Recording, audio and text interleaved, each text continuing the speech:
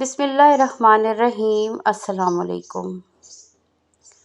شاید اس حقیقت سے کوئی بھی انکار نہ کرے کہ ہم روز نہاتے ہیں، پھر بھی اگلے دن تک پسینے اور گرد و غبار سے جسم میلا کچیلا ہو جاتا ہے۔ اسی طرح روزانہ صبح گھر کی صفائی ستھرائی کی جاتی ہے اور ہر ہفتے گھر کے جالے صاف کیے جاتے ہیں، مگر شام تک گھر دوبارہ گندا ہو جاتا ہے اور اگلے دن تک چھتوں اور دیواروں پر جالے بھی دوبارہ دکھائی دینے لگتے ہیں۔ لیکن اس کے باوجود ہم نہانے دھونے، ستھرائی کرنے اور در و دیوار سے جالے اتارنے میں ناغہ نہیں کرتے۔ آخر کیوں؟ کیونکہ ہم جانتے ہیں کہ اگر نہانا چھوڑ دیں گے تو سر میں جوئیں پڑ جائیں گی، جسم پر میل کی تہہ جم جائے گی اور اس سے بدبو آنے لگے گی۔ یوں ہی کچھ عرصے تک گھر کی صفائی اور جھاڑ پونچھ چھوڑ دینے کی صورت میں گھر رہنے کے قابل نہیں رہے گا۔ لہٰذا ہم جس صاف لباس اور گھریلو صفائی کو اہمیت دیتے ہیں اور دینی بھی چاہیے، مگر ایک اہم چیز ایسی بھی ہے جس کی صفائی کی طرف عام طور پر توجہ نہیں دی جاتی، اور وہ ہے دل۔ حالانکہ دلوں کا معاملہ بھی کچھ ایسا ہی ہے کہ ہم اسے صاف ستھرا رکھیں گے تو عبادتوں میں دل لگا رہے گا۔ فرائض کے ساتھ ساتھ ہم نفل بھی پڑھ رہے ہوتے ہیں، تہجد کی بھی سعادت مل رہی ہوتی ہے، لیکن جب ہم اس کی صفائی سے توجہ ہٹا لیتے ہیں تو یہ میلا کچیلا اور کالا پڑنے لگتا ہے۔ نتیجتاً نفل تو نفل، فرائض میں بھی دل نہیں لگ رہا ہوتا۔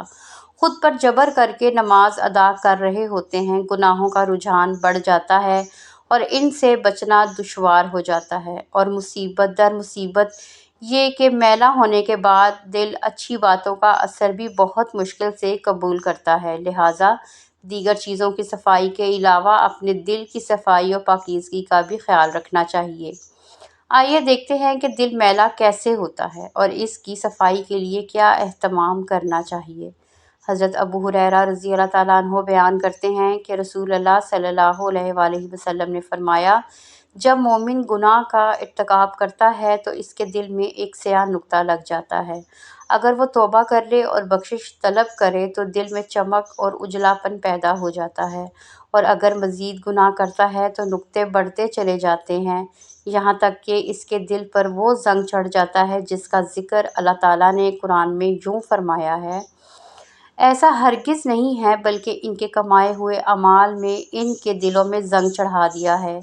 معلوم ہوا کہ دل گناہوں کی وجہ سے کالا اور زنگ والا ہو جاتا ہے، اور دل زنگ آلود ہونے سے بندہ گناہوں کی ظاہری اور باطنی بیماریوں کا شکار ہو جاتا ہے۔ ظاہری بیماریوں میں نماز چھوڑنا، دوسروں کی دل آزاری کرنا، دوسروں کے حقوق ضائع کرنا، بڑوں کی بے ادبی کرنا، جھوٹ، غیبت، چغلی اور لڑائی جھگڑے کرنا وغیرہ ہماری عملی زندگی کو تباہ کر دیتے ہیں، جبکہ باطنی بیماریوں میں حسد، بدگمانی، ریاکاری اور حرص وغیرہ ہمارے ذہنی سکون کو تباہ کر دیتی ہے، جبکہ یہ دونوں بیماریاں قبر اور آخرت میں بھی سخت عذاب کا سبب بن سکتی ہیں۔ اس کا طریقہ اوپر ذکر کی گئی حدیث پاک میں بھی بیان ہوا ہے کہ اگر گناہ کرنے والا توبہ کر کے بخشش طلب کرے تو دل چمک جاتا ہے۔ ضروری نہیں کہ ہم صرف اسی وقت توبہ استغفار کریں جب ہمیں اپنے کسی گناہ کا پتہ چل جائے، بلکہ ہمیں چاہیے کہ وقتاً فوقتاً توبہ استغفار کرتے رہیں، روزانہ اپنے گناہوں کی معافی مانگیں اور اپنے رب سے بخشش طلب کریں۔ ہم جتنا زیادہ استغفار کریں گے اتنا ہی ہمارا دل اجلا چمکدار رہے گا۔ دل اجلا رہے گا تو عبادت میں لذت و سرور بھی ملے گا اور ذوق و شوق بھی بڑھے گا۔ جسم و لباس کی صفائی اگر شخصیت نکھارتی ہے تو دل کی پاکیزگی اعمال میں نکھار لاتی ہے۔ اس کے علاوہ استغفار کا ایک زبردست فائدہ یہ بھی ہے کہ اس کی برکت سے زندگی کی ناہمواریاں اور دشواریاں آسان ہو جاتی ہیں، جیسا کہ رسول اللہ صلی اللہ علیہ وآلہ وسلم نے فرمایا، جو شخص پابندی سے استغفار کرتا رہتا ہے، اللہ تعالیٰ اس کے لیے ہر طرح کی تنگی سے نکلنے کا راستہ بنا دیتا ہے۔ صاف دل انسان کی 5 نشانیاں کون کون سی ہیں، اور ہمارے پیارے حضور اکرم صلی اللہ علیہ وآلہ وسلم نے اچھے انسان کی کون کون سی نشانیاں بیان فرمائی ہیں، اور ساتھ ہی ساتھ میں انسان کی کون کون سی نشانیاں بیان فرمائی ہیں، یہ تمام باتیں اس ویڈیو میں پیش کی جا رہی ہیں۔ آپ سے درخواست ہے کہ اس ویڈیو کو آخر تک ضرور دیکھیے گا۔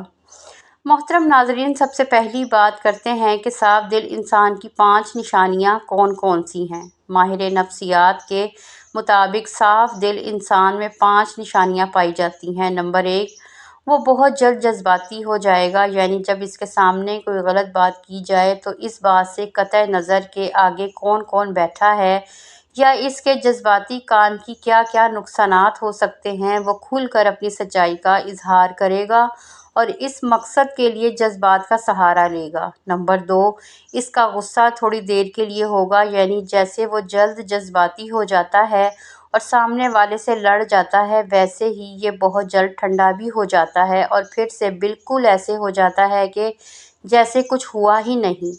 نمبر 3، ماہرین نفسیات کہتے ہیں کہ ایسا شخص نہایت حساس طبیعت کا مالک ہوتا ہے اور لوگوں کی تلخ رویے اسے بہت تکلیف دیتے ہیں، یعنی ایک صاف دل انسان جب کسی کا تلخ رویہ دیکھتا ہے تو اندر سے ٹوٹ جاتا ہے۔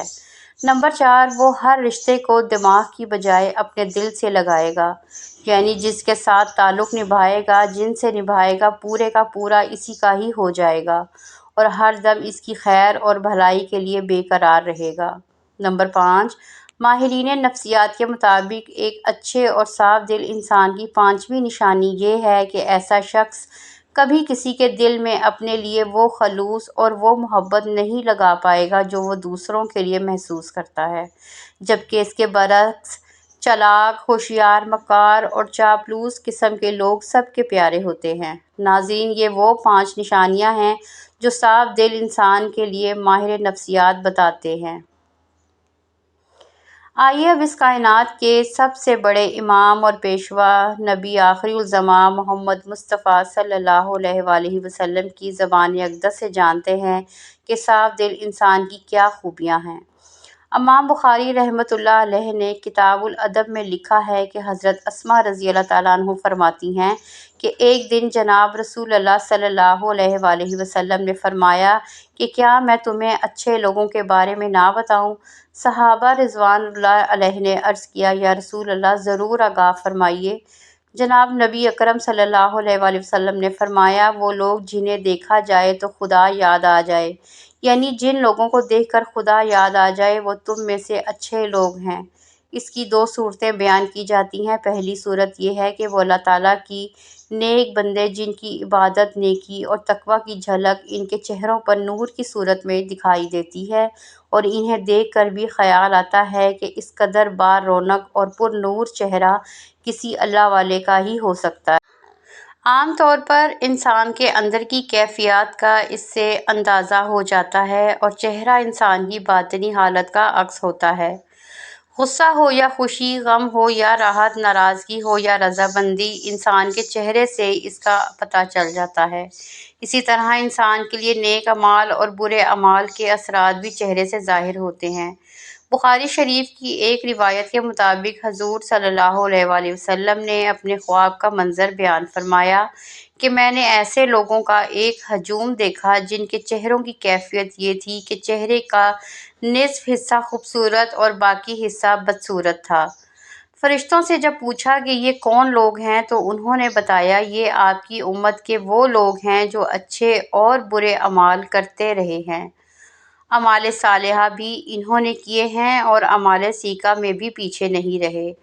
ان کی نیک اعمال ان کی صحت اور حسن کی صورت میں نظر آ رہے ہیں اور برے اعمال چہروں پر بدصورتی کی طور پر نمایاں ہیں۔ اس لیے اللہ تبارک و تعالیٰ کی نیک اور مخلص بندوں کے چہروں پر ان کی خلوص اور نیک اعمال کا نور ہوتا ہے اور ان کے با رونق اور نورانی چہروں کو دیکھ کر خدا کی یاد تازہ ہو جاتی ہے۔ جبکہ دوسری صورت میں اس کا ایک معنی یہ بھی کہا جاتا ہے کہ وہ لوگ جن کے اعمال و حرکات، ان کا اٹھنا بیٹھنا، لین دین، عبادات و معمولات اور اخلاق و معاملات اللہ تعالیٰ اور رسول خدا صلی اللہ علیہ وآلہ وسلم کے مطابق کرتے ہیں، انہیں دیکھ کر ایک مسلمان کی عملی زندگی کا نقشہ سامنے آ جاتا ہے اور خدا یاد آتا ہے۔ بہرحال جناب نبی کریم صلی اللہ علیہ وآلہ وسلم نے فرمایا کہ تم میں سے اچھے لوگ وہ ہیں جنہیں دیکھ کر خدا یاد آ جائے۔ محترم ناظرین، جہاں نبی کریم صلی اللہ علیہ وآلہ وسلم نے اچھے لوگوں کی دو خصوصیات بیان فرمائی ہیں، وہیں پر فرمایا ہے کہ میں تمہیں تمہارے برے لوگوں کے بارے میں نہ بتاؤں؟ صحابہ کرام نے عرض کی کہ یا رسول اللہ، ضرور بیان فرمائیں۔ آپ صلی اللہ علیہ وآلہ وسلم نے فرمایا، ایک یہ کہ چغلیاں کرنے والے، یعنی ایک دوسرے کی چغلی کرنے والے لوگ چغلی کہتے ہیں، ایک دوسرے کو خواہ مخواہ ان کی باتیں پہنچانے والے، ایک کی بات دوسرے کے آگے، دوسرے کی تیسرے کے آگے اور تیسرے کی بات چوتھے کے آگے۔ اس کا ہمارے ہاں عام طور پر یہ رواج کہا جاتا ہے، اور ہم میں سے بہت سے لوگوں کی یہ عادت بن گئی ہے کہ بلا وجہ لوگوں کو یہ بتاتے رہتے ہیں کہ فلاں تمہارے بارے میں یہ کہہ رہا تھا اور فلاں جگہ تمہارے بارے میں یہ بات ہو رہی تھی۔ بلا ضرورت ایسی باتیں کرنا شرعاً گناہ کبیرہ شمار کیا جاتا ہے، لیکن ہمارے ہاں سرے سے اس گناہ کو نہیں سمجھا جاتا، حالانکہ یہ باتیں اکثر جھگڑوں کا باعث بنتی ہیں۔ ہمارے معاشرے میں ہونے والے باہمی تنازعات اور جھگڑوں کا وجود تلاش کیا جائے تو اکثر تنازعات کی پس منظر میں کوئی نہ کوئی چغلی کار فرما ہوتی ہے۔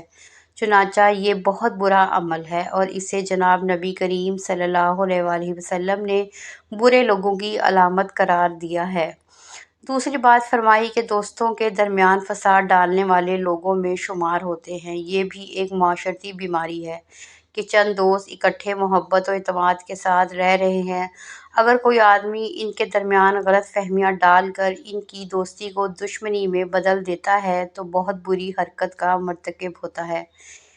اسی طرح ایک خاندان محبت و اعتماد کے ساتھ زندگی بسر کر رہا ہے اور کوئی شخص دخل دے کر ان کی محبت و اعتماد کی فضا کو خراب کر دیتا ہے تو وہ کوئی اچھا کام نہیں کر رہا۔ محبت و اعتماد کی فضا خاندانوں میں ہو، دوستوں میں ہو، مشترکہ کام کرنے والوں میں ہو، اس میں فساد ڈالنے والوں کو جناب رسول کریم صلی اللہ علیہ وسلم نے برے لوگوں میں شمار کیا ہے۔ تیسری بات حضور صلی اللہ علیہ وآلہ وسلم نے فرمائی کہ شریف اور باعزت لوگوں میں عیب تلاش کر کے انہیں بدنام کرنے والے بھی برے لوگ ہوتے ہیں۔ عیب اور کمزوری سے کوئی شخص پاک نہیں ہے، لیکن اللہ تعالیٰ اپنے فضل و کرم کے ساتھ اکثر لوگوں کا پردہ رکھتے ہیں۔ اب ایک شخص عزت کے ساتھ زندگی بسر کر رہا ہے، لوگ اس کا احترام کرتے ہیں اور اسے اچھا آدمی سمجھتے ہیں، لیکن کوئی شخص بلا وجہ اس کی ٹو میں لگا رہتا ہے کہ اس کی کوئی کمزوری ہاتھ لگے تو اسے بدنام کروں، اس کا کوئی عیب میرے علم میں آ جائے تو اس کا پروپیگنڈا کر کے اس کی عزت کو خراب کروں۔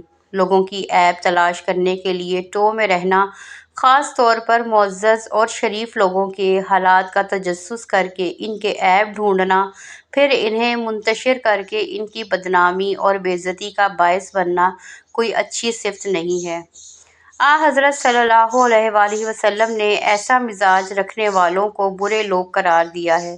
یہ تینوں خرابیاں آج ہمارے درمیان میں موجود ہیں، اور چونکہ ہم ان کے عادی ہو گئے ہیں اس لیے ہمیں یہ محسوس ہی نہیں ہوتا اور ہم بلا تکلف یہ حرکتیں کرتے چلے جاتے ہیں۔